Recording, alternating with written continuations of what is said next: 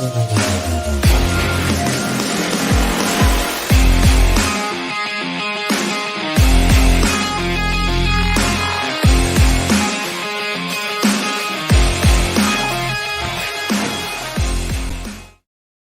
up, everybody, and welcome to a brand new episode of the Hot Mic, an emergency episode coming to you on a Wednesday at 1 p.m. PT. We normally go at 4 p.m. PT on Thursdays, but we're here on Wednesday because my boy's getting on a plane heading off to Toronto for the Toronto International Film Festival. Jeff Sneider, hello, and how are you feeling here just before you're heading out to go see some great movies over in TIFF? I'm feeling broke, guys. Good to see you, Johnny boy.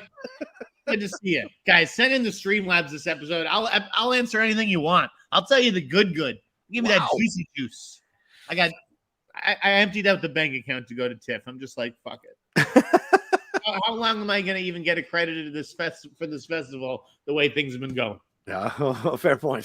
So, well, there you go, ladies and gentlemen. He's basically let you know what the situation is. We've got 125 of you joining us right off the bat right now, but we're going to get into the big article that dropped here from CNBC exposing the behind-the-scene rifts that have been going on for 3 years between Bob Chapek and Bob Iger in a massively well-researched and written expose there. We're also going to talk about Vulture's article about how Rotten Tomatoes was hacked by this Bunker 15 studio and what that means for Rotten Tomatoes overall. We're also going to get into some trailers here. But yes, number one thing, Jeff's heading off to TIFF. So this is a bit of a mailbag heavy episode. So send in your Streamlabs and Super Chats. Help Jeff pay for TIFF, for God's sakes. You know, he brings you great scoops and rumors every week here that you all get to enjoy. A lot of your sites that some of you are watching this show right now, you aggregate and get hundreds of thousands of likes and clicks and views on your content. The least you could do is send in some support, send in some love for all the money that he has made you or we have made you on this show. So just letting you know right off the bat. Everyone's here to see me in the Beyonce outfit. Guys, I had to return the outfit. Where's the outfit? I had to return it and pretend it didn't fit. Obviously, it fit like a charm. I got all kinds of compliments at the Beyonce show. They clearly didn't check your pictures of you wearing that, right? They let you get away with that. The Beyonce show was bought and paid for in February, back when I had money. Just know that. And for those of you who don't know what he's talking about, let's take a look at it real quick. Jeff in the Beyonce outfit right there. Ladies and gentlemen, who else would go and try to pull this off? No shoes even, for God, or no socks rather on his shoes, for God's sakes. And where did you get that scarf? John, they call me a chaotic bisexual. Can you believe that? Well, you've got that energy. You've got that heat, man, for sure. So there you go. There's the perfect shots of him. And now, Streamlabs Super Chats, I pinned it in the chat. So send in your love as we go along here. We'll definitely get to your Streamlabs and Super Chats as we go along. But, Jeff, what do you feel like? Do you want to start with the CNBC stories first or the Rotten Tomatoes? What do you feel? Rotten Tomatoes, dude. Rotten Tomatoes it's in the name. The site is rotten. All right, well, let's. This is an article that was written in Vulture. It was pretty incredible stuff here from the people over there at Vulture and what they dove into and exposed here. I want to get the writer's name here, Lane Brown, writing about how this movie publicity company, Bunker 15, took on this project Ophelia that was a feminist retelling of Hamlet. I remember seeing this trailer, Jeff, for this Daisy Ridley film as a Shakespeare guy. I was interested in it, and essentially what this article exposes is how Bunker 15 worked the system, allegedly paid reviewers, lower-level reviewers who are not working for big sites, $50 a pop for positive reviews so they could game the system that Rotten Tomatoes has set up and get themselves from a negative, from a not fresh, from a rotten review to a fresh review, because you just have to cross that 60% threshold. And this article exposed that. Also, this article highlighted a number of situations where we've seen some filmmakers, some studios do this kind of, how can I say, this kind of tactic of making sure they have studio-friendly reviewers who are going to give them positive reviews right off the bat and then later deal with the ramifications of those negative reviews once the film actually goes out for more reviewers to see. It's something that I suspected had been happening for quite some time, and certainly Warner Brothers is legendary for doing this. It is kind of shocking to see this all laid out quite the way it is in Vulture, and to see some of the corruption that goes on here from these studios and from these publicity firms. That being said, though, it's also interesting to balance it out to be like, well, they're doing what they need to do because of how Rotten Tomatoes has changed the system and had changed how people view movie reviews overall. What's your thoughts on everything that was laid out? Rotten Tomatoes has destroyed the legitimacy of film criticism. Wow. And you're not going to like this. This is a fact.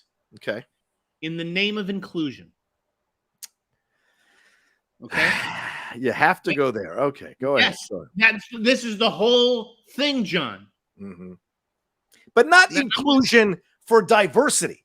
It's inclusion across the board for all reviewers, no matter where you're coming from, to toss in your thoughts. Right? Is that here's the top 100 media outlets, whatever they are, whatever they may be, and these are the 100 film critics at these outlets, and these are the people that get put on Rotten Tomatoes. And it just so happens, that a lot of those critics were white. That is who these outlets were hiring. Like 90%, 95%. Yeah. Dispute that.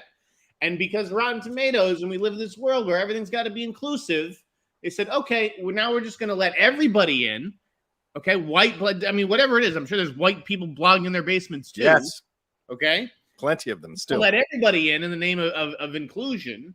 And it destroyed what was just about professionals. Now it's amateurs. Don't tell me that those people are professionals on Rotten Tomatoes. No, in full disclosure, I am a Rotten Tomato meter approved critic.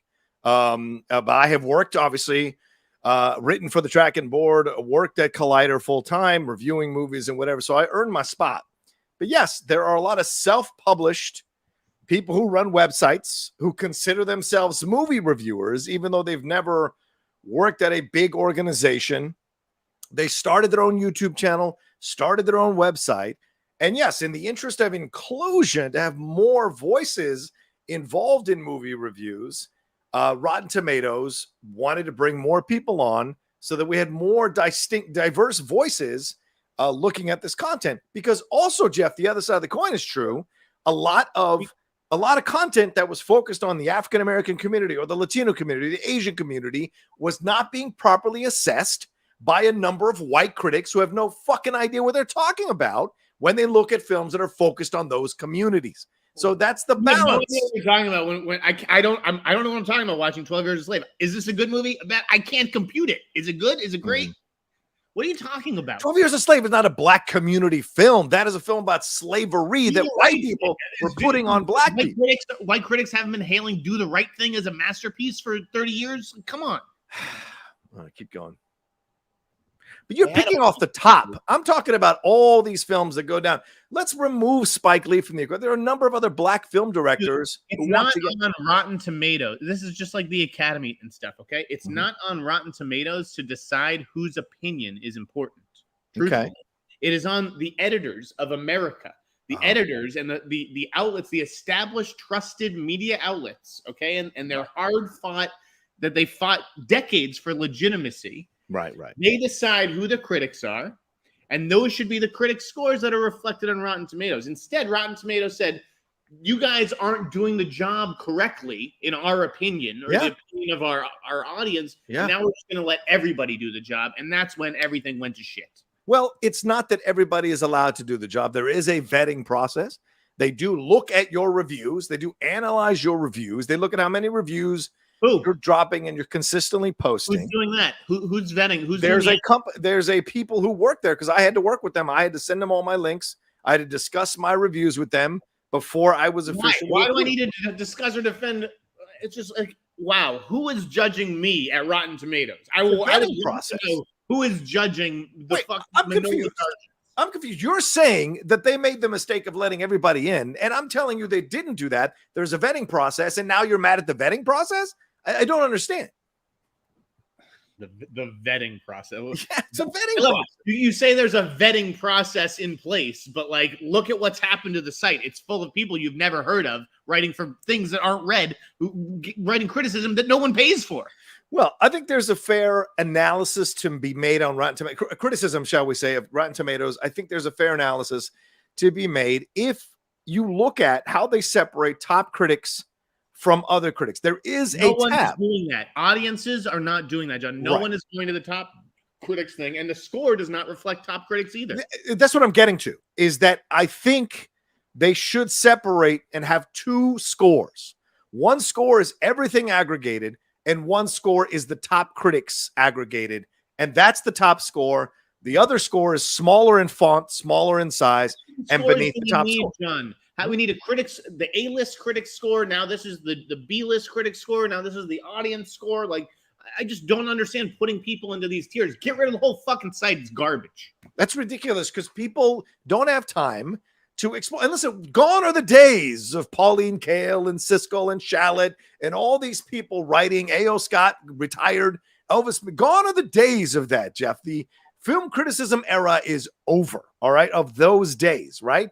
Now it's about people wanting quickly to look at something. Are they going to go see it? Are they not going to go see it? Boom, they're going, looking at the numbers. Why? Because I think then it's not just Rotten Tomatoes. I think you have to look at it outside of the vacuum that you want to look at it, which is the increase in the amount of in the price of tickets causes parents and families to be much more how can I say this? Much more analytical about what they're spending their money on, much more exclusive, yeah. Right, picky, much more picky. And the other side of it is that you've got a situation here where you want to have all this, and the public itself is not educating themselves. You must also be mad at the public for not doing what you're supposed to do as a film reviewer, like we did. It absolutely trains the public to be lazy. You're right. I do wish that the public would seek out critics and find a connection with someone and learn their taste. Yes. But they don't do that. Everybody's lazy now. Nobody reads. So I guess, Rotten Tomatoes is just serving that audience what it wants. Right. You can't blame them for that. But at the same time, it's devalued the entire fucking profession. Okay, and when everyone is entitled to their opinion, but when everyone's opinion counts, John, then no one's opinion counts. But not everybody's opinion counts, brother. These are just the people that have been approved and vetted, including Mike Schmo in his mother's basement. What's your feeling about Letterboxd working with the Academy? Letterboxd reviewers aren't any different. Have you seen my Letterboxd page? Than Rotten Tomatoes. No, I don't even have a Letterboxd account. Nor do I, for the exact same reason, guys. I'm not a fucking hypocrite. I fucking practice what I preach. You want to see my rankings? Go to the insnider.blogspot.com. Sure. Yeah, it's a joke. Blogspot, that went away 15 years ago. Yeah. Well, you know what? That's how long I've been fucking doing it. Yeah. Okay? Yeah. Like, I don't need Letterboxd to help me do shit. I've got my own methodology, and it's fine if you like Letterboxd. They do a good job, but like, that's another. It's about the democratization of criticism, where I get why that's a good thing in some regards, but in others, it's a fucking disaster. Well, and you look at this situation here, you have to wonder what's the solution, right? Like you got a lot of criticism, and I think it's good to have criticism because that's good to lead to analysis. But what is the answer? What is the answer here in your frustration? You can't just destroy Rotten Tomatoes and then say, you know what? It's just going to be all these white critics who we know most of the time are hired because they're friends with the editor. They're friends with the person that bought the fucking site, or they don't cost as much as a big name writer, big name editor. So you're giving the opportunity for them to review the films. Hell, I know a few people who only recently got into reviewing movies and TV shows, and they're fantastic at it, but they never would have gotten an opportunity in the old system. So, you can't say that somehow before Rotten Tomatoes, everything was perfect and we were, the shining example on the hill. Get the fuck out of here. There was a lot of corruption from those reviewers. They also were maybe getting side deals, a little bit of money slid under the table, possibly getting perks from the studios,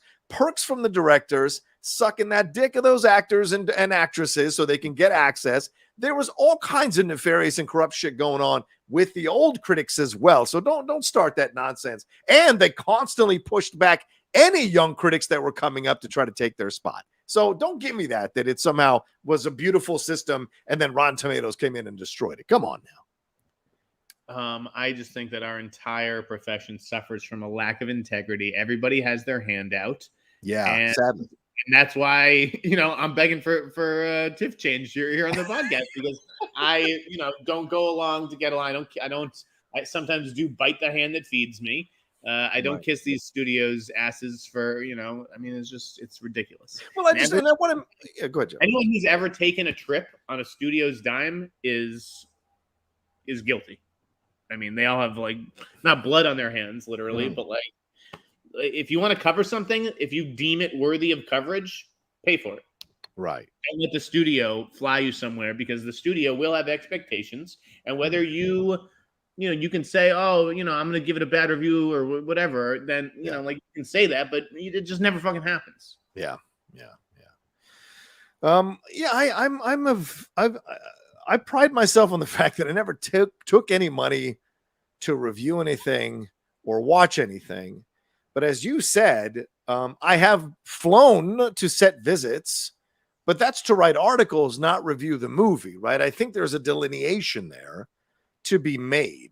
I wasn't flown to Rome for the Mission Impossible screening. But you're flown to these places to come back saying nice things and telling good stories about the stars, not to maybe necessarily do the most honest interview.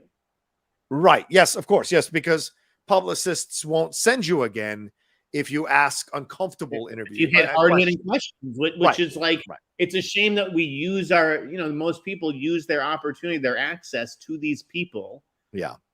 To ask fluffy questions. It is.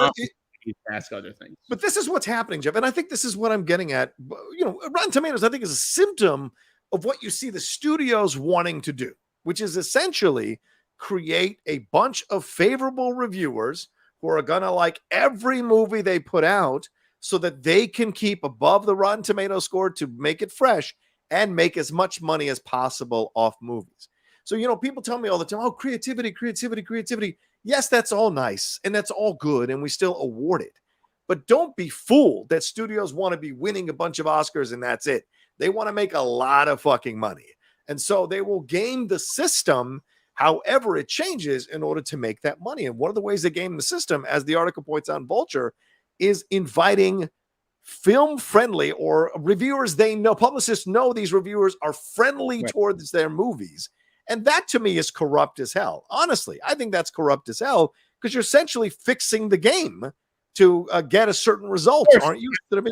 Obviously, it's been, and I understand that again from a studio's perspective. Their job is to get the biggest opening weekend. So if someone hates Marvel movies or hates movies with pop-up scares, then you're not going to invite them to Guardians 3 or fucking The Nun 2. I get it. But at the same time, you're right. There used to be an honesty where it was like, whatever the reviews are, we're inviting the same pool of critics to every screening. Yeah. And now you're right. They cater to certain tastes and things like that. It isn't honest, but whatever. It's frustrating. Yeah. Hollywood. But I also think I want to make it clear when you talk about inclusion, like inclusion, it does not necessarily imply diversity, right? Inclusion means people who are not at the big site. It could be the fact that I don't know who's running through the floodgates, but the floodgates were opened. Yeah. And they didn't, and maybe that makes me a gatekeeper, literally. But I don't know. There used to be standards. Right. Yes. Right. Yes.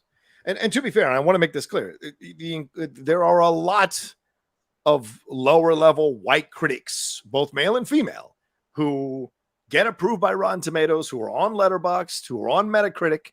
There are a lot of them there. So it isn't like inclusion implies that all of a sudden all the levels were equal. It's still very vastly different. The number of white reviewers versus Latino reviewers versus Black reviewers, Asian reviewers, and what have you on down the line. So That's what it clears. So I think Jeff, just to clarify Jeff's point, inclusion is about like the fact that the credentials aren't being verified in the way that maybe Jeff thinks they should be. There's not even reading comprehension at Rotten Tomatoes, where people submit these reviews and they might like a movie, but Rotten Tomatoes deems it negative because there was a criticism in it, or vice versa. They didn't like a movie, but Rotten Tomatoes thinks it's positive because they said something nice about it in the review. Like, there's no fucking rhyme or reason to any of this stuff. I don't know. I honestly, like, you just tell me who is reading these reviews and making the decisions. I don't think it's Jacqueline. There's probably a whole Jacqueline's a reviewer herself. She's a critic herself. So no, she's not the one reading. A team of people. Who are the fuck are these people? It's just come on. This whole thing. I was told to email certain people. I emailed those people. I had conversations back and forth, and then I was approved. That's basically how it went about for me. But I do think one thing here that Paul don't need to be a part of. Fair enough, and that's obviously your decision, my man. I do want to hit one quote here from Paul Schrader, who I normally think is just a cantankerous old man sitting out and yelling at the sky most of the time, even though I do like a lot of his most recent work. Where is this? He had a quote where he talked about the nuance and how, like, it's not a review that was necessarily negative for him, because he read the review and they basically said that they approved of what Schrader was doing, but it came off as a negative review, and that hurt his film, which is something interesting to explore. How much nuance needs to be involved here? How much nuance needs to be involved here for them to decide if a film is rotten or not rotten? I think that's really important to kind of delineate. So, I mean, that needs to be clarified. And to be fair, Rotten Tomatoes took down a number of the reviews for some of the Bunker 15 stuff that they were involved in numerous films. So in a way, and issued a statement saying they try hard not to. How do they even know? How do they even know which reviews were bought and paid for? Like, I don't know. And that's another thing. Like, if that's really happening, if people are getting paid to review, you're not a critic. You're a clown. You're an absolute clown, and you're just making money to review. Like, I've been having this battle between influencers and movie critics. And I'd love to get your 2 cents on this real quick, Jeff, because for me, a movie critic is an influencer. Maybe not the influencer in the way of receiving money from the studios to promote a film coming out. That's a different type of influencer. But don't fool yourself that as a movie critic, you're not an influencer. These influencers would fucking influence shampoo if it was shampoo companies that had money. If it was Johnson & Johnson lining up, that they would be fucking in that shower. Whoa. I mean, come on. Like, movies, studios have advertising dollars. I have a big audience of young people. That's the target demographic they're trying to sell a movie to or whatever. Why can't I get a piece of this? That's really all it is. They don't actually influence anybody. I mean, what? Movie critics influence people to go see a movie or not go see a movie. Right. That's what I'm getting at. So this idea that there's this delineation between a movie critic who is somehow held to this higher standard and an influencer, I think is not correct. Influencer, by its basic term, is anyone who influences people to feel one way or another about anything. And so to me, a movie critic is an influencer. Huh? They're bought and paid for.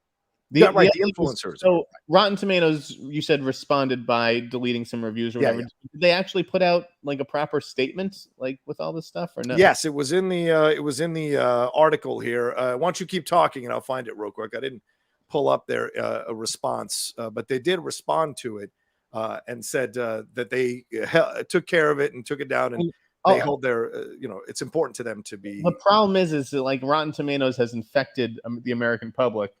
So to the point where, like, even if they read this story, a lot of people are already tweeting like, well, this is kind of nothing new. I already sort of suspected this. And yet they're allowing the site to make, to influence certain decisions, buying decisions. On the flip side of all this, as we bitch about I bitch about the amateurs and all this, let's talk about some people who should know better. Okay. And that is the trades. And not just the critics who are asked to do this, or the reporter. I don't even know who is holding the stopwatch, but these editors who have the power to make this practice stop and don't do it because it either draws clicks or outrage fuels eyeballs. I don't know what it is. Why are we timing these standing ovations? This just in, some variety. Ava DuVernay beams as Origin gets near 6-minute standing ovation at Venice. Yeah. Deadline says it got an 8-minute plus ovation at Venice. Plus. Wow. And THR says Origin wows Venice with a 9-minute standing ovation. Was it 9 minutes or was it nearly 6 minutes? I mean, who gives a fuck? This is such a stupid fucking thing. Yeah. Every trade editor should be ashamed of themselves. And Steve Gatos, who I really love, I have nothing bad to say about Gatos at Variety, but he was defending this practice on Twitter. And it was like, Gatos, are you fucking shitting me, dude? Yeah. Like, this is an indefensible practice. It's a publicist. It needs to be abolished and abandoned immediately. Yeah, I don't disagree with you. I think it's ridiculous to time the ovations and to even make that a point of the film, people standing and applauding. That to me is so weird on so many, unless it's somebody who's like coming back from war and whatever, like that makes sense. But to time the standing ovations of a film, it seems like a publicist created trick to get people to feel positively about a movie. And we don't know if some people have been told to applaud or some people are showing up and they want to be seen. They want to be they're caught up in the applause and whatever. And you know, Jeff, you and I have been at shows where we start applauding and then other people get up. We feel self-conscious. Maybe we get up. Maybe we applaud as long as other people applaud just to be kind. It doesn't necessarily mean we felt the movie was worth a 7-minute fucking applause. Yeah, like, I saw Beyonce on Saturday night. No one clapped for 9 minutes in a row. Okay. I'm not too angry, Master Teacher. I'm shocked and appalled by the things that I see out my front door every day. Yeah. I mean, it's absurd. I can't do anything for 9 minutes straight anymore. I can't imagine standing up and doing an applaud. So I do want to clarify real quick this thing from Jim Miller. Jeremy, maybe I'm being naive, but Mark Ellis works for Rotten Tomatoes, but I think he knows if studios were paying fans, and maybe I'm wrong. Jeremy, he is just a host of a show, bro. He is not an executive. He's not in charge with the operations. He's just the host of a show. I know you love Mark, but Mark is just a host. If he was a vice president of Rotten Tomatoes, then maybe he might have access to this kind of knowledge. But yeah, you're thinking way too much power of a host. Man. Rotten Tomatoes has plenty of good people over there. This isn't an indictment of the people. It's right. No, not at all. Jacqueline and Mark are great people. Great. Nikki, who some of you know is a good reviewer, nice person. It's an indictment of the system. Yeah. Not their editorial side. Right. And this is the comment from Rotten Tomatoes, just to circle back on what Jeff asked me about a couple of minutes ago. Lane says, after I asked Rotten Tomatoes about Bunker 15, it delisted a number of the company's movies from its website and sent a warning to writers who reviewed them. In a statement, Rotten Tomatoes wrote, "We take the integrity of our scores seriously and do not tolerate any attempts to manipulate them. We have a dedicated team who monitors our platforms regularly and thoroughly investigates and resolves any suspicious activity." So that was their statement. And I do make it clear, this is all alleged stuff that is going on in this article. I am not in any way accusing Bunker 15, or we aren't, of anything. It's just what's in the article. So just want to make it clear. I mean, Sony has been doing this, though, for a while, though. Remember when Sony invented the critic back in, like, the 90s to do, like, A Knight's Tale and The Animal? And they just invented a critic. I don't remember that. Oh, yeah. Sony Pictures invented a critic out of thin fucking air and started quoting them in all their ads. What? Totally fictional person. Was it Shane Matthews from WFOX TV? Because that was but you know, growing up, there were certain critics, when you saw them like a movie, you knew not to go to that movie. It's usually from a local affiliate, and it was the same guy every time. And I think his name was Shane Matthews or something. And I'm like, yeah, I'm not going to see that movie. Oh, wait, I got called by a local affiliate today nice. to do news. I thought someone was going to ask me for a job interview, but no. They just wanted my expert opinion on something, and for the first time, pretty much ever, I had to turn them down. Wow. Why? They were asking. There was something about Gary Busey that happened on like TMZ today, and they started talking about it, and I was like, "Listen, I think you've got the wrong person here. Like, this is not for me to comment on. Sorry." We got to get your thoughts on Gary Busey, Mr. Sneider. Please, your thoughts. Let's take a break. Yeah, let's take a break here at half-hour mark, and we'll get into these Streamlabs and Super Chats on the back end. And remember, ladies and gentlemen, this is about getting Jeff some money to go to TIFF. Send in your Streamlabs and Super Chats. Send in your love here. We'll be right back right after this.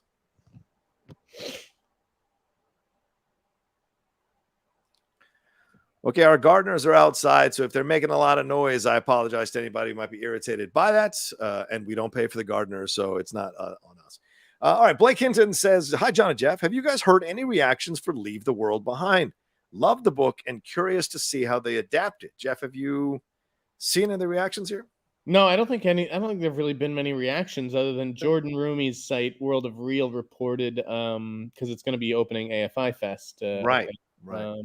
He reported that they've been test screening a whole bunch of different endings. Oh, wow. They just don't know how they want to end it because I actually have started reading the book, but I haven't finished. I don't know if it's like a really bleak ending that they're trying to change or what the deal is, but Sam Esmail's trying to figure out what to do with that ending. And this is not his feature film directorial debut, right? Because he had Comet in 2014, but then did a lot of episodes of Mr. Robot, Homecoming, and a short called Deep Down in Florida. So this may be something big for him, though, working with Julia Roberts as a part of this project as well. So, I'm curious to see what the film's all about. I haven't read the book. I'm going to finish that book before AFI Fest. Right on. Wiley Todd says, hey, Wiley said, holy, that Bike Riders trailer. I'm so into buying the book right now.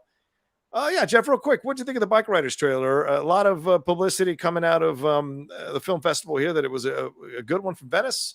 What did you think about this trailer yourself? Tom Hardy, mixed. Austin Butler, what? Mixed. Really? What do you think?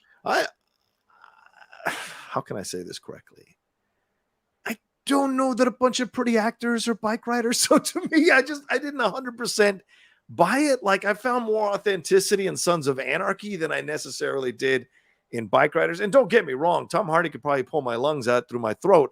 He's a badass mother effer. But to me, it just felt like a bunch of actors playing pretend a little bit that wasn't necessarily authentic, especially Austin, who I really like as an actor. But I didn't buy it as a bike rider myself.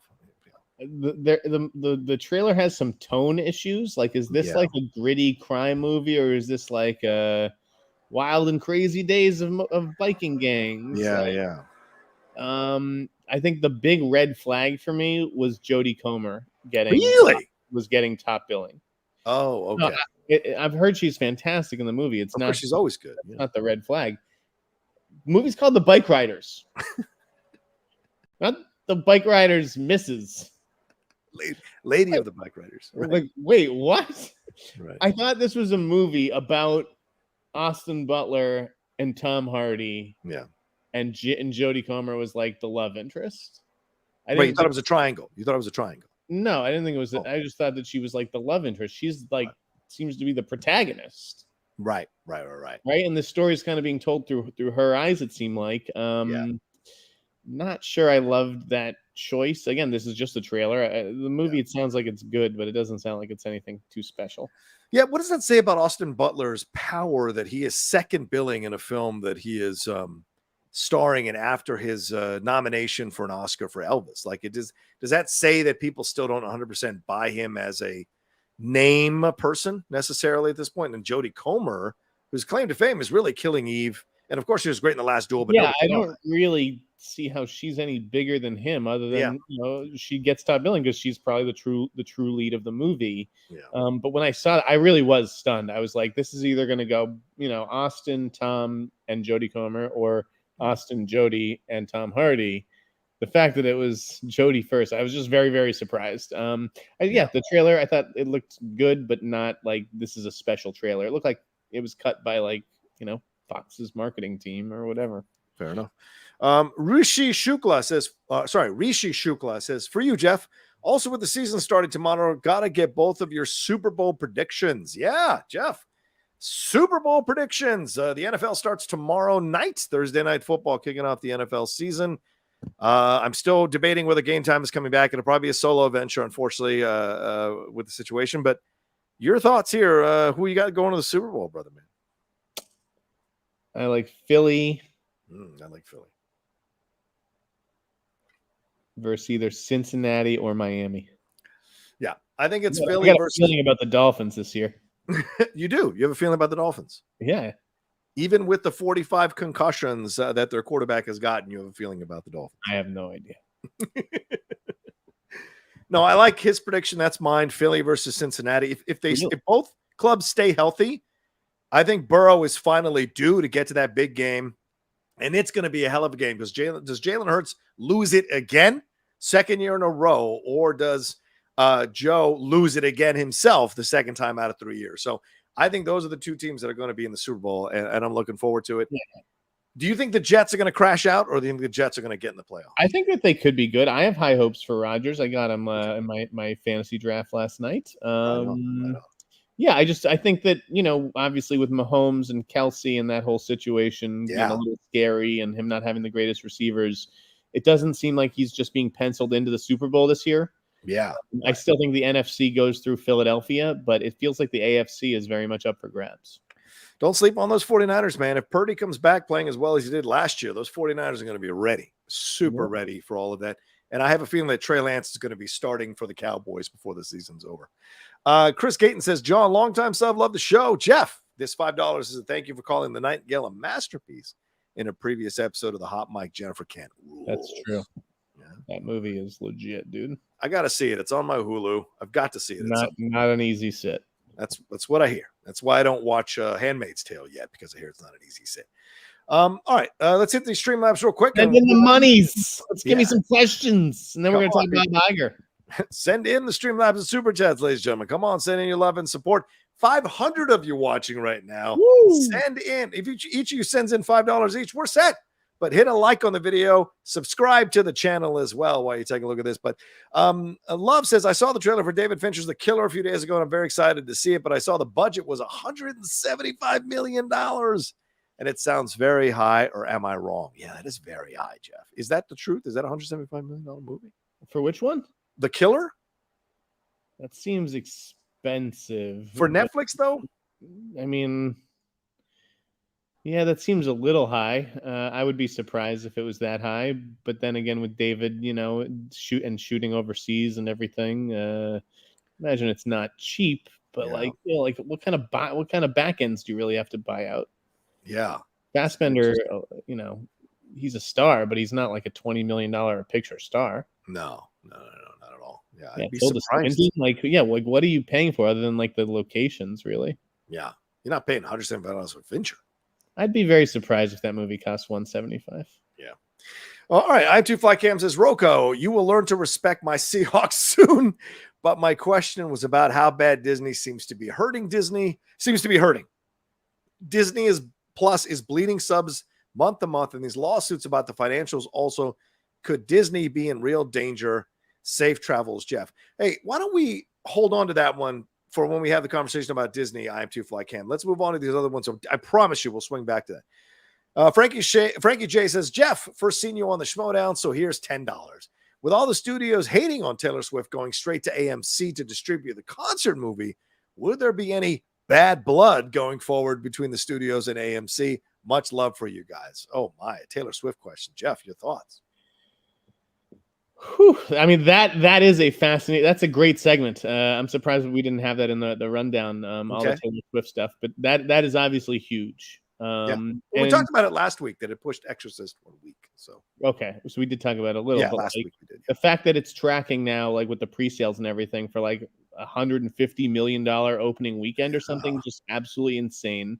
I think Matt Bellany at Palk has done a great job reporting on this one as far as like the splits and stuff. So like Taylor Swift probably left some money on the table.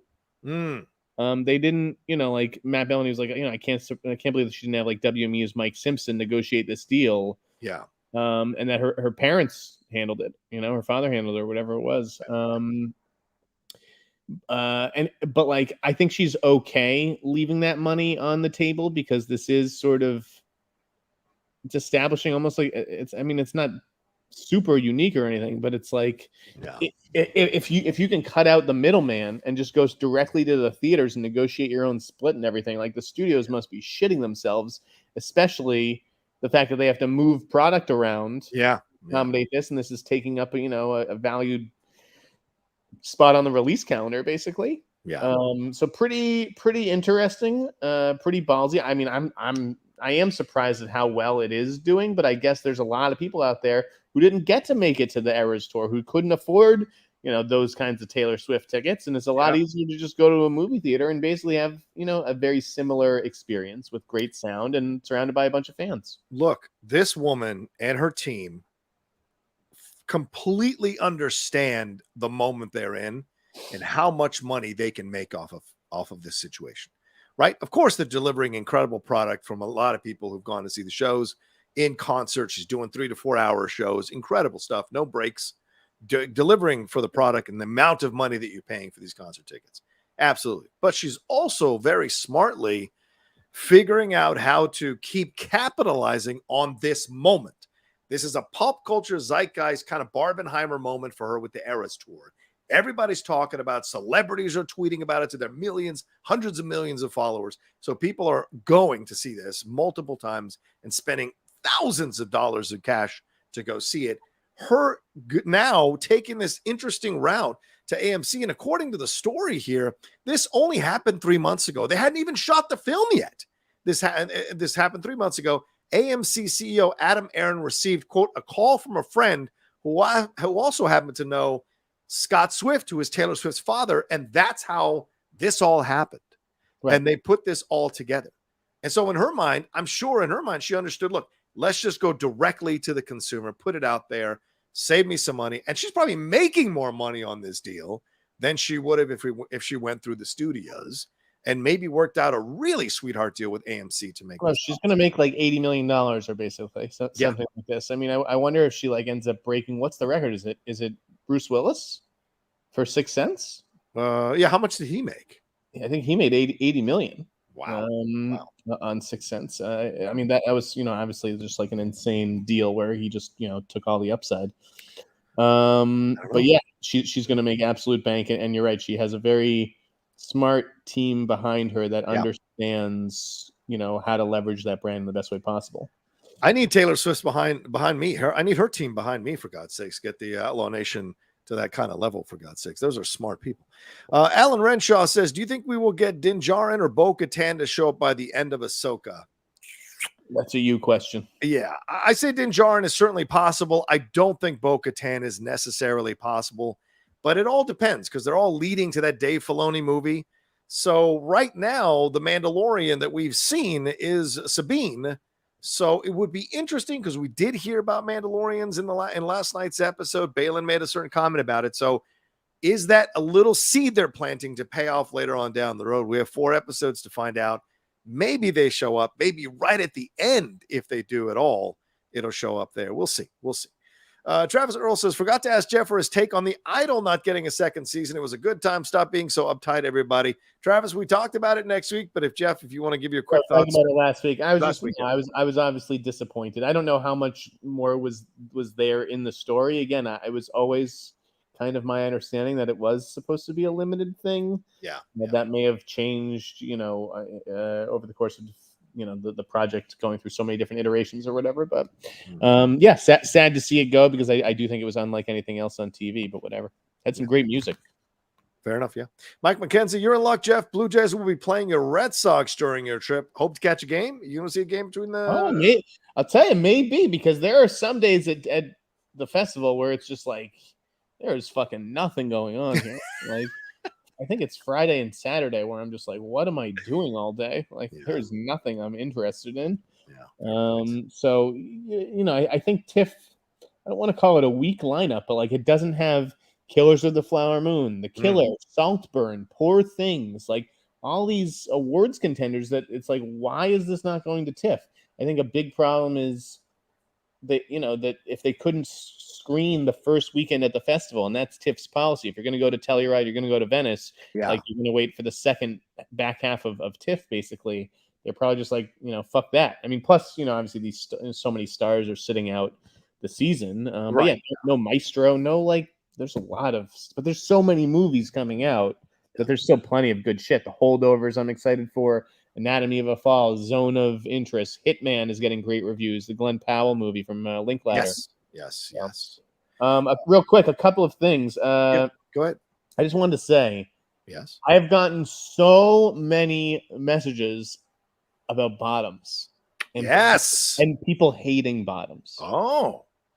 Obviously, you can't go on social media and attack this movie. Let me tell you how bad it's gotten. I just did therapy. Yes. Before, and after we were saying goodbyes and scheduling the next meeting and everything, my therapist goes, by the way, did you see Bottoms? My therapist is gay. Did you see Bottoms? And I was like, yeah. He's like, I hated it. Wow. What did you think? I was like, I hated it too, and I went viral for hating it. Like, I'm telling you, I've hated a lot of movies, obviously, but I've never gotten so many messages from friends who like somehow my tweets made it to them, and they're like, dude, you're spot on with that take. Like, wow. Sorry. All right, but to be fair, Bottoms right now 95% off 139 reviews on Rotten Tomatoes, 92% on the audience score off of 250 plus. We all know to trust Rotten Tomatoes. Well, I'm just saying. A couple of other things. I haven't seen that yet. I'm gonna go see it probably tomorrow. Bottoms. I saw Equalizer 3 though. Jeff, that was good. Yeah, I liked it. Was it your favorite one? Not my favorite one because there's a magic in that first one, but this is way better than the second one. Yeah, this is a much more contemplative, reflective, older killer, and he is looking for peace in his life, and he has to be drawn back to that well one more time just to be able to find that peace. And I thought it was really well done. It took its time. I thought the action sequences were brutal, beautifully brutal and bloody. Yeah, and the performances across the board, from the killers and the bad guys to Denzel to the people in the town, everybody. And Dakota, everybody delivered a fantastic performance. My only issue is that I wanted more of Dakota. I wanted more of the movie. I think that's my big complaint. And it does have a couple of moments of anticlimactic feeling to it in the end. But overall, I thought this was a damn good movie and well worth my time. And I was thoroughly entertained, dude. So yeah. I mean, it had a huge opening. And that's 42 million. Wow. That's without Denzel doing the promotion, really. Pajiba, I think it was, did a great article about why Denzel, is and was and will always be a bigger star than Tom Cruise. Ooh. It was very kind of funny. It was very like kind of tongue in cheek. Like, Tom Cruise has to hang off the side of a helicopter to get people to come to the theater. Denzel just has to like sip a cappuccino, like, And when I interviewed the Equalizer producers, that is sort of what Todd Black was getting at. Was he was like, John Wick may have all the cool stunts and like, no one can do gun fu like Keanu, but at the end of the day, we have the GOAT, we have Denzel, and that is this franchise's special effect. Yeah, Denzel appeals across the quadrants. Red state or blue state, people love Denzel Washington, man. Period. So yeah, agreed.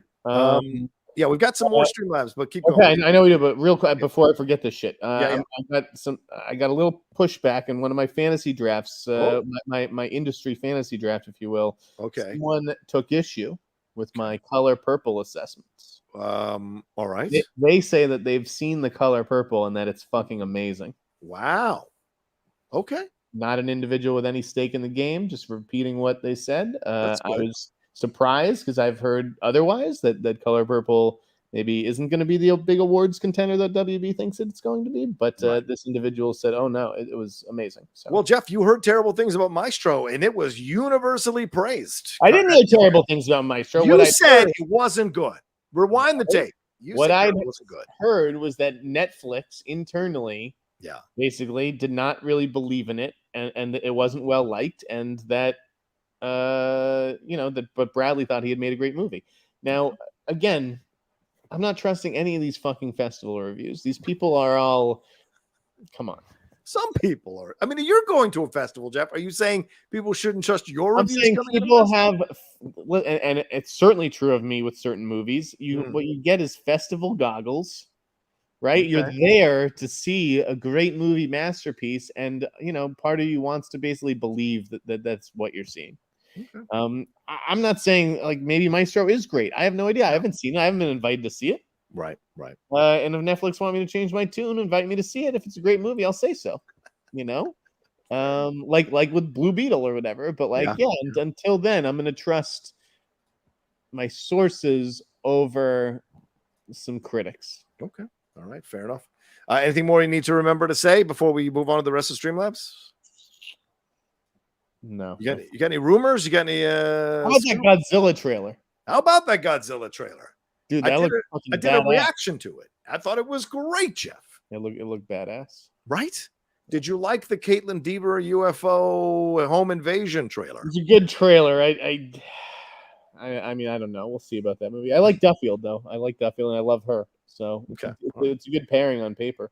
I agree. Second Exorcist believer trailer. Liked it? Yes or no? Are you on board? Not a little bit more, but I mean, I don't know. Like again, everything I've heard on that movie is not kind. What were the other trailers? Supermodels trailer dropped. Any interest in seeing that series on Apple TV Plus? I don't even know what that is. It's a documentary series profiling the supermodels back in the 80s and 90s and having them speak about their experiences today. Oh, that sounds fun. No, I did not see that trailer. I saw the Origin trailer, Ava DuVernay's movie. Oh, yes. Yes. I mean, I know that obviously we just talked about the standing ovations that got, but like, I'm like, what is this movie about? The trailer did a poor job of communicating that. It didn't look very good to me. Pain Hustlers. Did you see that trailer? Kind of manic. Emily Blunt and Chris Evans. Oh, no, I did. I watched it this morning. It's a minute long, the Netflix one. Yeah, sure. Yeah. It just, I mean, it felt very manic and very Netflixy and very like didn't have like the dramatic weight of a dope sick or painkiller or whatever. I was just going to say, I feel like I already saw this twice before. Why is this coming out now? Yeah, I got a bad feeling about that one. Evans's fucking compass, man. I don't understand Evans's compass. Like, you've been handed a massive plate. I don't understand why you're not parlaying that into better movies. Ghosted was horrible. So Evans, I mean, I don't know if it's just a matter of like he's not getting the scripts or whatever, if he needs a new team. He has some of the worst taste in script. I know. And I mean, maybe I'm like putting too much weight on his early career before he was Captain America and some of those movies that he did.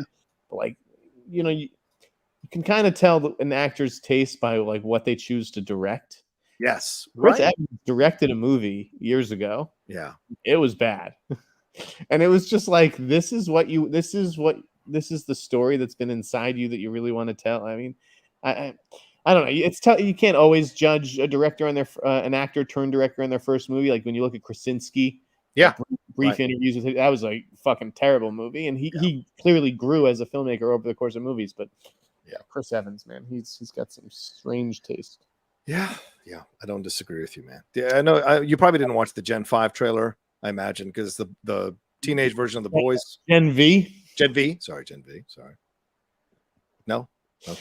All right. I watched the first one. I don't need to watch anymore. I'm sold. I can't wait for that. I'm fucking pumped. I love The Boys. Okay. Let's talk about the Iger story. Let's do it. All right. We've got some Streamlabs that are still. Yeah, give me more. We'll come back to those. Okay, fine. Do you think Craven? This is love again. Do you think Craven the Hunter is earning Aaron Taylor Johnson's chance to beat James Bond? The film looks horrible. Yes or no? Just answer. I don't think Craven does look horrible. Do I think it's hurting his chances to be Bond? No, I don't think that. No, I don't think Barbara Broccoli is going to let other movies affect her decision. Yeah, I think if she's made a decision, she thinks he's the guy. He's the guy. Fair enough. First Rate Nate, thank you very much. He sent in a donation saying, just because you guys are great. Thank you, First Rate. Very, very kind of you. Josh Mabry, he's got a Streamlab that came through here real quick. Let me bring it up. Sorry about this, Jeff. I got to bring it up real quick. Cena Nerd Podcast, thank you very much for that super sticker. Sharon Pollitt, thank you for both of these. You're very, very kind. Always love you, Sharon. So thank you so much for contributing to the Outlaw Nation. Certainly the Hot Mic. Josh Mabry says, with Halloween Horror Nights right around the corner, can you explain how the Universal and Disney Park actors aren't involved with SAG? Yes, I can tell you that you don't have to be SAG to be a Disney Park actor at all. I just happened to be SAG when I worked at Disney or Universal. So it's a matter of what you've done outside. And this is paid more, John, because you were SAG or no? No, not at all. No, you're paid a certain rate that's negotiated by the union and the park there. Now, there are certain rates for scare actors, and depending on where and what you're doing, you get a certain rate, but everybody gets that rate. So there's no division, no jealousy, no anger. If you have to wear a certain costume, you get this much. If you're just using your own clothes, you get this much. So it's all of that. Plus, it's a non-union situation, so it doesn't qualify in that way for the scare actors. For me, I was part of the union when I was doing Harry Potter. So when they brought me over to be part of one of the scare displays and one of the scare things as a Walking Dead character, I was paid my Harry Potter rate. That's the difference there. in how they do that. So Owen Lanning says, best part of winning time is watching Pat Riley become the Pat Riley we all know now. This season is incredible. Jeff, I agree. This season's been fantastic. I'm 6 episodes in. I'm super goddamn frustrated that it seems like it's going to be canceled before we get to see Adrian Brody really become Pat Riley and lead this team to multiple titles. I hate it because this has been one of the most enjoyable seasons of any show I've seen in a long time. I loved season 2. I thought it was great. It would be a shame if they canceled it. I don't know if this is one of those shows where like maybe people aren't watching live, but like, oh man, they catch up with it down the line. I don't know. I mean, shit, they hung it out with Ballers for a while, right? Yeah, and Ballers is blowing up on Netflix all of a sudden. Right, so it's like maybe you make this to then sell it because internationally, like the Lakers are a recognizable team. But it also can't be cheap. It can't be cheap with all those talent salaries. You're right. That's the thing. And also the special effects of how they're shooting stuff and the uniform, the time period, costumes, anything period. Yeah. Galliot Productions. Any more DCT, Johnny? Nope, nothing today, y'all. Nothing today. I Too Fly Camp says a bunch of executives all over Hollywood are convinced that Iger is staying CEO only to boil Disney down and sell to Apple. All right, let's talk about that, Jeff. Let's move on to actually, you know what? Let's take a quick break and then we'll jump in to talk about the Apple story right after this, and then we'll wrap up the show as we talk about it right after this.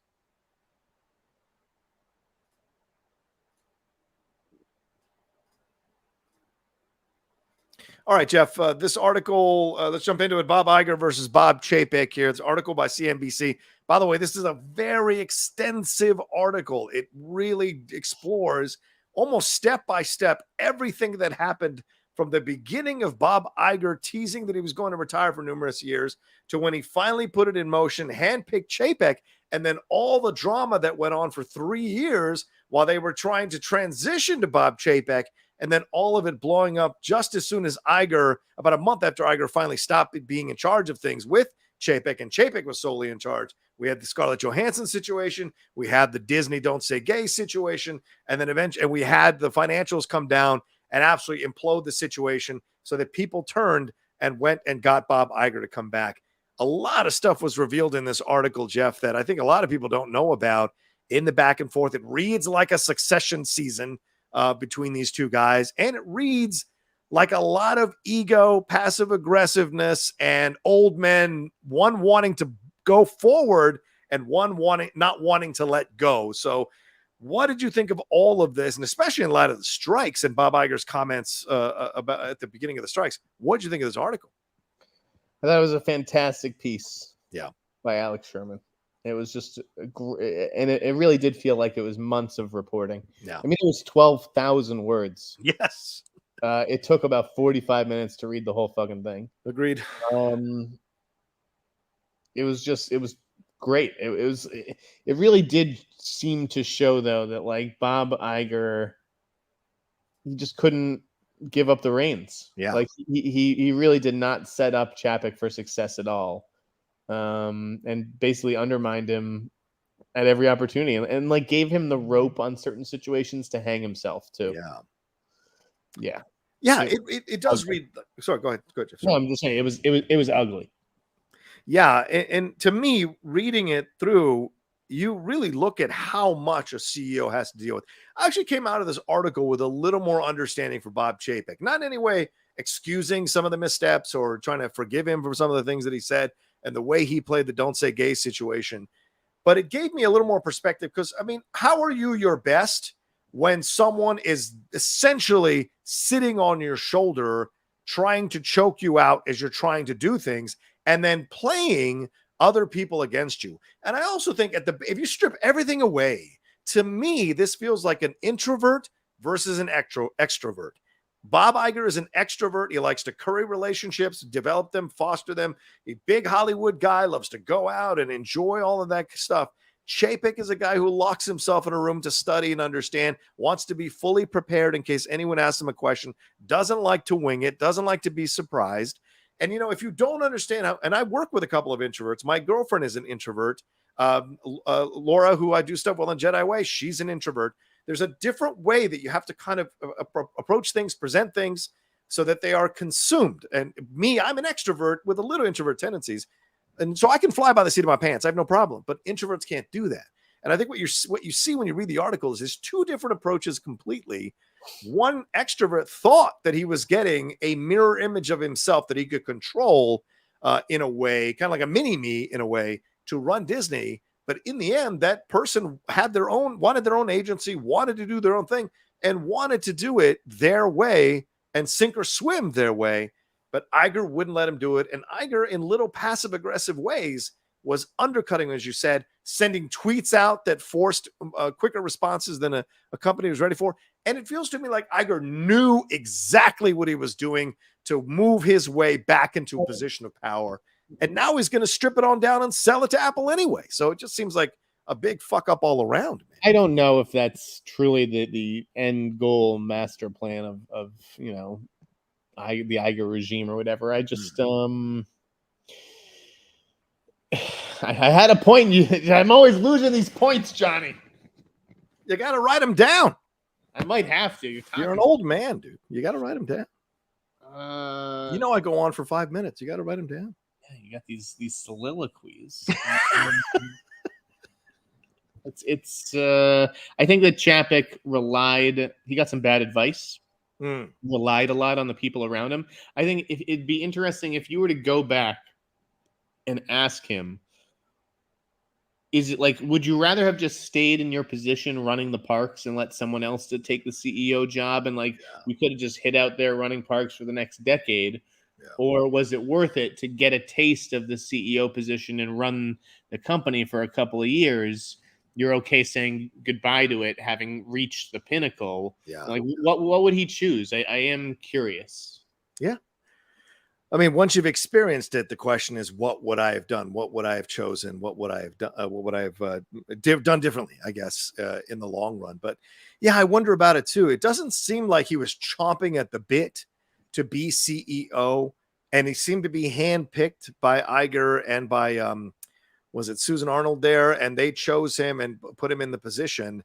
And then just constantly, he never felt like he had people who had his best interests in mind, at least from the article. Right. Zenya Muga, right? Exactly. That was like Iger's sort of longtime comms person, but now all of a sudden she's working for Chapek. But where does her loyalty lie? Right.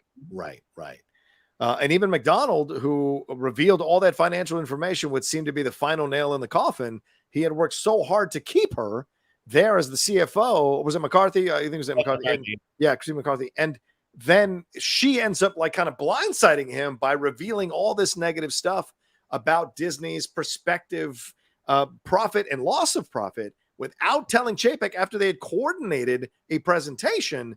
Seems to feel like maybe she was doing this to get Iger back in a position of power, but then Iger ends up firing her anyway as soon as he gets into power. So was she trying to maybe play for the CEO position by undercutting him in a situation like that? It's dirty politics. It speaks to the whole problem in Hollywood that we're giving people these positions when they're not necessarily right for them. Just because you're a great writer and you can write a script doesn't mean you should be the showrunner. Right? It doesn't mean you can manage all these personalities and you should be in charge of stuff. Yeah. Just because comic book movies or whatever doesn't mean you should run necessarily a studio. Just all kinds of things like that. Just because you are clearly an amazing filmmaker like Chloe Zhao is, doesn't mean you should be directing a Marvel movie. Yeah. So it's just, we're not setting people up for success. Yeah. And I think that ultimately was the problem with Chapek, is that this guy was great at running the parks and maybe have a great mind for business, but he wasn't a leader. And I think, Iger just recognized that too late, that you really do need people skills and leadership skills. Yeah. And that doesn't necessarily mean that you have a head for business either. Right. But Iger did him no favors by undercutting him at every step of the way as well. And then, issuing tweets that forced a reaction, being jealous that the board was wanting to talk to Chapek solo without him wanting to do so. Like, it reads from the article that Iger was caught up in his feelings and wanted to be catered to, even though he's the one leaving. Like, you're leaving. Why do I need to make sure you're involved in the negotiation process or have conversations with you? That's ridiculous hubris and ego to me, in my opinion, to see in that kind of a situation. You're leaving. Why the hell should I talk to you? You know what I'm saying? It just seems odd on so many levels to want to be catered to for 3 years. Who retires for 3 years, Jeff? What the fuck? Again, that's his whole identity is Disney. So when you take the Disney out of that equation, you probably just feel like aimless. And I mean, we know that he had talks with these other companies, Iger, and he was on the verge of taking some executive gig. And it's just like, but that's not who I am.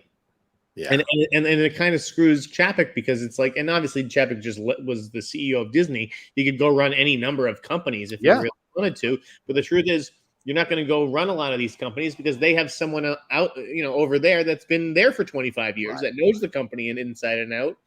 And so it's like, he just gave 20 something years of his life or 25 years of his life to this company. Didn't even get to say goodbye on the way out. Didn't even get to send a memo. I mean, pretty fucked up. He was kicked out with much more force and ferocity than Iger was. And, he didn't get to transition out of the job. He was just completely let go. And, of course, he's got a massive golden parachute, so it's not going to be an issue for him. But, yeah, it's a very interesting situation when you look at all these things. Iger wanted to keep the office so he could shower twice a day if he needed to. Those kinds of situations. This Johansson stuff was really interesting, too, to see how that played out and why it dragged out so long is because neither one of them wanted to take responsibility for that situation. And then knowing that it was a concerted effort to issue that completely stupid statement that blew up on them, going hard at Scarlett Johansson and trying to paint her as greedy. Like this article really breaks down a lot of what's going on behind the scenes at Disney. And it makes you feel like this. It all comes down to human behavior, man. You could have all the money in the world, but at the end of the day, you're still just in high school wanting to be the popular kid. And someone comes along you thought was going to be your friend and screws you over. And it's all the egos and all the looking good and brand saving that happens just on a way higher level. But we never leave high school, man. But we never fucking leave high school in this world, especially in Hollywood, for God's sake. High school with money. High school with money. High school with money, as you said. All right, let's see. Jay Scott Friel says, have either of you seen Past Lives? If so, what do you think about its chances come awards season? Currently my favorite film of 2023. Yeah, Jeff, you've spoken about this, please. Yeah, I was a big fan of Past Lives. I do think it's a movie that it's all about what you bring to it. So, if you've had your heart broken or if there are sort of other directions that you saw your life going and you always wonder, what if? I think it will resonate for you a little bit more than if it was just like, I met my, sweetheart in high school and we've been together ever since. I think this is for people who have, struggled and maybe have some regrets. And I thought it was quite beautiful, but I don't know how it will hold up on rewatch. I think it'll be an Oscar contender. I don't think it's a real winner. I think it'll be kind of a middle of the pack, contender. But it's certainly different than all the other nominees. It's a little bit smaller and more intimate and heartfelt. Still not available on any streaming service unless you pay at VOD. So that kind of speaks volumes, I think, to the quality they feel about the movie. Right. It's doing well in limited release. Yep. What else you got? John Spiliotopoulos says, hey, John and Jeff, just wanted to send some love to you both and also to tell you, go Bucks. Go Bucks. Yikes. I mean, still some talent over there, but again, from Brady to Baker, I don't know about that. Did you see this story out of Venice where someone asked Mads Mikkelsen why his new movie set in 18th century Denmark lacks diversity? No, what? Yeah, apparently someone was very mad that it was all white people in Mads Mikkelsen's new movie set in Denmark in 1750. Here's the deal. Look, I laugh initially, but if this is a learned person who studied what Denmark was like in the 1800s in that particular situation, in that setting, in that city for that story, and they have valid information that it should have been a more diverse story, legitimate. If this was someone just asking because they wanted to be an asshole or they didn't do any research or any knowledge about the setting and the time and the area and the location and the population numbers of that time, then they're an idiot, a flat out fucking idiot, And well, dare I ask you about your friend's tweet a couple days ago, or should we just which friend? Yeah, please, brother. everything is up for us to discuss. I'm not like you. I'm not afraid to discuss anything. So please go ahead. I mean, I was surprised by Scott Menzel's tweet about which tweet was this? Poor things and how he wishes it had been directed by a woman, as if the movie would have been magically better for him had the exact same movie had a female name at the end of it. I mean, it makes no sense to me. Well, I think his point was more a matter of fact that we've seen men interpret women's issues for decades in this fucking town. Maybe there would have been more nuanced, a little more of a deeper exploration of the female issues in the movie if a woman had directed it. I think there's validity in that. Don't forget, Spike Lee, who you were just championing, took Malcolm X away from Norman Jewison because he said that a white Jewish man should not be directing the life story of Malcolm X. So you can't have it both ways. Like, it's just a thing. I think you can. And also that reaction of that guy saying, like, this is the death of film criticism. Drama queen, cut it the fuck out. But go ahead. No. That you're entitled to defend him. I just thought. No, I was clarifying his point. I'm not defending. It's like, why do we have to think? Oh, this is a woman's story. She's the lead. It should be told by a woman. Like, there's been a zillion great female characters created by men. I don't understand. We can't do this. This is not the direction we should be going down. Wait, when is a critic's opinion not allowed to be spoken about? In his analysis, he felt that a woman director would have done a better job with the female issues in the movie, and he's a critic. Is he not allowed to express his opinion? No, of course he is, and I'll always defend Scott's. Okay. You just don't agree with it. You just think it's ridiculous to advocate for women to be more of a presence behind the camera. I don't see why a man can't direct a masterpiece about a woman. And it seemed to him, whether he was only limiting his criticism to that movie or not, it seemed to me, the way I read it, that it didn't matter what the movie was. If it's about a woman, it should be directed by a woman, and it would always be better if it was. And that, I think, is a preposterous argument. Yeah, so it's about what you took from the tweet. I saw it as him speaking about that specific movie, but yes, I think if you make a general statement like that, I think that is incorrect, because I think mostly any general statement is incorrect. It's always a case-by-case basis, because there are plenty of women who direct terrible films. Not plenty, because not a lot of women get to direct films, but there are films directed by women that are terrible films about women's stories and women issues. So you can't just say because a woman directs it, it's going to automatically be better. I don't disagree with that generally. What was there anything else on the agenda for one more? Chilling in the basement. The current administration is not a fan of super companies. Disney to Apple won't happen in the current regulatory climate. Yeah, it doesn't feel like it. That's a fair analysis and question. Let's see. Hoth security guard said, Jeff, Apple released the trailer for Flora and Son. I saw that trailer. It looks great. I know you've seen the movie, but have you seen the trailer? And if you have, does the trailer match the tone and vibe of the movie? Sometimes trailers don't entirely show the same tone of the movie. Thanks, Jeff. Your thoughts? I would say it does not, actually. Really? Shit. It's a very filthy movie. Like British filthy. Even though it is, focused on this heartwarming sort of mother-son story. The way that her and her ex-husband, Jack Rayner, talk is very sort of sexually charged. Okay. It was a little different, I would say. I think it was really playing up the Flora and Son of it all. Okay. And obviously it is a mother-son story, but it's also a significant amount of Joseph Gordon-Levitt, and I thought he might be actually in it a little bit more. And just more with Jack Rayner as well. Yeah. Well, I'm a big fan of Eve Hewson ever since The Nick. I watched that on the Showtime and thought she was great on that. And Bad Sister, she was fantastic in it. So I'm looking forward to this film because it kind of has the once Sing Street vibes to it. And so I hope it's that kind of, and I don't mind British filthy because I like British content. It is good. No, it's really quite wonderful, the movie. I would definitely recommend it. Okay. Anything else you want to hit on before we wrap up? We're at an hour and 15. Anything that came across the wire for you to talk about? No, other than just my utter lack of invites to LA screening events these days. My God, John. All right, when I take down one of these movies in their Oscar campaign, like I did for Power of the Dog, which just cut it off at its knees, and why I didn't win, major. Oh, I got to ask you this. You're a cantankerous old guy. You understand cantankerous old white dudes. Bill Maher's comments about the writer's strike, how were they asinine or were they correct? Where he said to Jim Gaffigan, I think it was Jim Gaffigan, like, oh, writers, they think they are owed a living. How stupid was this? Or did you agree with it? Both.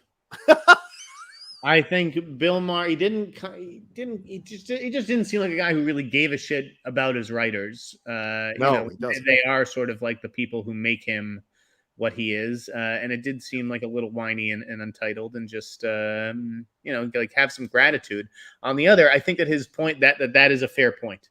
I think that there are people who work on a show and yeah, that show creates a lot of value or whatever, but they work on the show for like 2 months. Yeah. Right. They're in a room for 8 weeks. They think they should be paid for 52 weeks. Right. Oh, that's fair. And I get that, like, that the work is obviously, you should be paid handsomely for that work. I mean, you're writing a TV show that's going to go on to win Emmys and create potentially merchandise and, launch careers and like everyone else is going to get rich off this thing. Mm-hmm. So I don't think that the bottom line is writers are not being paid fairly. But at the same time, I think Bill Maher's right, where people just are like, oh, yeah, I wrote on that show, and yet I can't pay my groceries. Well, yeah, because you earned 26 grand or 35 or 40 grand, and that is only, a half of you can't live in Los Angeles at that rate. Yeah. So you have to do something else. You can't just work 8 weeks a year. Yeah.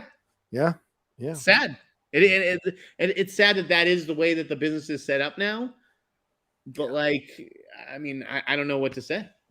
There's a more nuanced conversation that needs to happen about this strike. And I hope at one point we are going to be able to have that.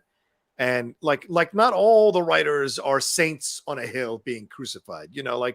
There are some writers who have been pretty terrible to younger writers, terrible to writers of color, that we just had that Lost thing came out and Burn It Down in the book, Burn It Down, showing you how Carlton Cuse and Lindelof possibly treated some of their writers of color. And female writers. So there are plenty of showrunners, or there are a number of showrunners and writers who are pretty shitty people. And then there are, and think they're owed a living, but there are a lot of writers also who are struggling and fighting and working hard and want to get paid comparable and fairly to what they're doing. So there's more nuance here, but of course the studios themselves, a lot of nefarious shit going on behind in the studios and how they're hiring and how they're wasting money. So that all needs to be exposed. And I think there's a middle of the ground, nuanced conversation that needs to happen here to clarify this. And it's a shame that there are a lot of untalented, not maybe completely untalented, but less talented than others, people. Yeah. And this is what the anonymous SAG member was alluding to in his interview with me. Oh, yes. If there's a lot of not good writers or not good actors, and they're going to get cleaved because there's going to be a contraction in this industry. But and maybe that's a bad thing, but it's also like a necessary thing. like the way the industry has gone the last few years has given everyone the impression that you have what it takes to make acting your career for, for the rest of your life. And it's like, that's not true. No, you may have been perfect for one show, but that doesn't mean you're going to be perfect for one show every pilot season for the next 20 years, which is what you need to make it. Right. So I just find it like there's some of these interviews you see and it's actors and I'm living in my car these days. And it's like, listen, man, I feel bad for you. But at the same time, you were on track to be living in your car anyways without the strike because you're just like not booking jobs anymore. Right. You're just like the glory days are behind you. You got to pivot to something else. You can't just feel like, well, I acted, I was really hot for a 10-year streak. And now what am I supposed to do? That's how it works in this business. Yeah, I think of the guy from the Cosby Show. Remember, they made a big deal about him bagging groceries at Trader Joe's, and that ended up giving him a little bit of a second new life because people made a big deal about them making fun of him on social media. And he basically said, "Look, I'm an actor, and he's a black actor, so there's even less opportunity, and so I have to do what I have to do to pay bills to stay in this town so I can audition." From the first day I walked into this town, I started temping and making money. I did not come out here with the stars in my eyes that somehow Hollywood was going to open its doors to me and give me all these roles. I had to work hard to pay bills and be able to go to audition and do these kinds of things. And I could have taken numerous tracks that would have taken me away from acting, but I wasn't ready for the first 15 years I was in this town. And there was about a 6 to 8 month stretch where I borrowed money from my parents to pay my rent every month. It was the most shameful, horrible feeling of my life. I never, ever want to go back to that. But that's how sad and tough it was to exist. And I was blessed that my parents had enough money to help me pay my rent for those 8 months, or I would have gone home and lived back in my 30s or early 40s with my parents. And that would have been shameful on so many levels for me. So these are the things. Some people are lucky, some people are not, but you got to be aware of the way it works in Hollywood. And it is not all going to be open doors to you. And you've got to work hard and find a way to make money otherwise. Yeah. I do agree, though, that, residuals need to be paid for more longer periods of time, and more money needs to be given to those residuals instead of into the studio's pockets. There has to be a middle ground that helps people sustain a certain level to get to the next job. I hope that's possible. Yeah. The pie is big enough for everybody. Yes, agreed. Right? Yeah. But I don't think that the industry is. There's not room for everybody in this industry. Mm-hmm, people are going to be learning that real soon. And maybe I'm learning it right now with the entertainment industry. I find it difficult to believe because I think I'm very good at what I do and one of the best. You are. Yeah. But at some point I'm going to have to listen to the marketplace. Yeah. And they're going to say, "Listen, we don't want you." Yeah. So it's like, okay, you can then live with the mediocre reporters that you have, not breaking the stories that I break. Yeah. Yeah. I'm going to make sure that doesn't happen, though. We're going to end up on Sirius XM, as God is my witness, as an entertainment podcast. That's my goal. We're going to end up on Sirius XM. This is too good. We're the Mike and the Mad Dog of the film world, and this is too good of a show to not somehow end up somewhere on one of these podcast feeds where we can get paid at good amounts for what we're doing, brother. It's too possible in my mind. We're just competing with all these other podcasts, though, that have these huge marketing apparatuses and brands, right? Sure. So that they spread the word to maybe not necessarily evangelical film lovers, people who will just tune in for a casual podcast, which is not the kind of listener that we're necessarily going for. Yeah. We also, do current events, and not everybody is up on current events, right? Right. So like a lot of these podcasts sort of look backwards, at movies, and there's a million of those kinds of shows, and I do think we try to do something different. So exactly. I'm glad to keep doing the show. I'm glad we got in an episode before TIFF this week. I agree, brother. I agree. One last Streamlab. Jay Garcia says, "Hi, John. Kind of random, but have you spoken with Jack since the whole Collider situation?" Fuck no. I loved your Premier League podcast with him, and the new season starting, I miss it even more. Maybe a reboot with someone else. Go Arsenal. No, I don't talk. No, after he issued that tweet, I never wanted to hear from that guy again and never want to. And he was barely checked into that whole Premier League show. So if you thought it was good, great, but he barely did any work or research to be a part of that show. So I'd never work with him again on something like that. I am thinking of doing my own show on the Game Time Sports channel that'll just be Liverpool focused, with occasional Premier League stuff thrown in there. So look for that. I got to motivate my ass to finally create it and make it and put it up there on the sports channel. So hopefully you'll watch that, Jay Garcia, and give it a chance. All right. Anything else, Jeff, that we need to hit on or talk about? I think we're good, Johnny. I got to sign off so I can get an interview up. I got an interview hopefully going up today with the writer and director of My Animal, which is a lesbian romance werewolf movie. Fuck, I love it. Opening this weekend. Nice. It may be on Paramount Plus, or maybe it's just on VOD. I saw it at Sundance. It's very well acted. Okay. A really good lead performance from Bobby Salvor Menwez, but between you, me, and this podcast, it's just like this werewolf movie that like you're waiting the whole movie for this transformation sort of scene to happen at the end. Yeah. And it does disappoint on that front. So if you're watching this movie for big werewolf effects or whatever, that's it's not going to deliver, but it does deliver a good LGBTQ story. Is it better than Bottoms? That's all I want to know, Jeff. Yes, it does. There you go. Okay. All right. Well, thank you all so much for joining us. Thanks for the lively chat. We had 600 of you hanging out with us for a majority of the episode. Please make sure you subscribe to the channel down below and hit that bell button. We just crossed 30,000 subscribers, and I can't thank you all enough for helping us do that. It's incredible. And Jeff, of course, as one of my co-hosts on one of my shows here on the channel, on the hot mic here, it's really great. Thank you, Jeff, for helping us do that here on the channel as well. But subscribing is the big thing. I want to get to 50,000 subscribers by the end of the year. I don't know how I'm going to do 20,000 extra subscribers over the next 4 months, but somehow I've got to make that happen here on the channel. I'm determined to do that. So help us do that as well. Thanks for the Streamlabs and the super chats. And Jeff, please let people know where they can find you and all your TIFF coverage, for God's sakes. AboveTheLine.com, maybe something at LAMag.com. Nothing at Daily Mail, though, unfortunately.